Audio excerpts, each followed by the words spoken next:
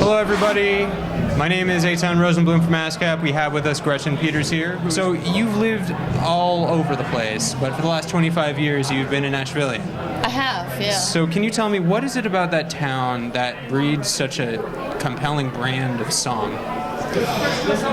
You know, I think storytelling is alive in Nashville, whether it's sort of, singer-songwriters more sort of the folk strain, or country music, or there's a booming rock scene, but the storytelling aspect of it, the lyric aspect of it is just always been really strong, and I think that's what drew me there 25 years ago. I heard artists like Steve Earle and Nancy Griffith were making records there, and to me, folk music, country music, they're cousins, really.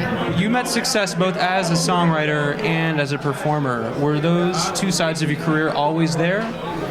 Yeah, I never really thought they were different things. I always looked at them as facets of the same career. My impulse was always to write a song, make a record, and take it out and play it for people. And that was just part of the continuum. And all three of those parts of the process are really important to me. Do you think there's something that a songwriter can give a performance of their own song that maybe another artist might not be able to? Well, I think it's twofold. I mean, I think people are kind of always fascinated to hear the songwriter do their song just because you can imagine what it sounded like when it was created, and that's pretty special.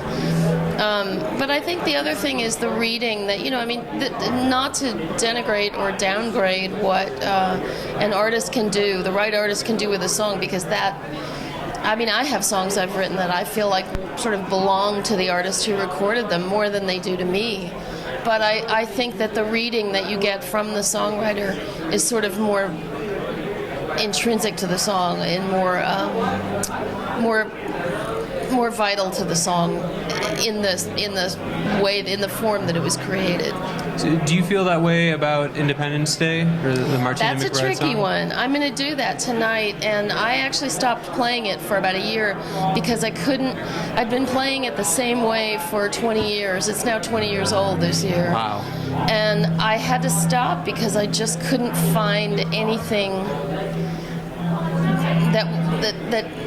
that I had originally felt when I wrote it in it, and so what I did eventually, I wanted to start playing it again, and I just completely reworked it and took it apart and put it back together again as a different arrangement, and that worked for me. It helped me to just get, the goal is always to get back in touch with what it was that you were feeling when you wrote it, and I've managed to do that, and I'm really enjoying playing it again, which is great. And so many of your songs are informed by world events, social issues, religion. Do you feel like a songwriter needs something to say in order to be a good songwriter? I guess I think a song needs to be written. It needs to want to be written. Otherwise, it's just an exercise in skill. And that's why I wait, and I'm not the most prolific songwriter in the world, but I do tend to, wait till I feel like I have something to say. Having said that, there is a discipline, and you can't just wait for things to come out of the heavens. You have to go assume the position. But I do think songs are better if there's a reason for them being.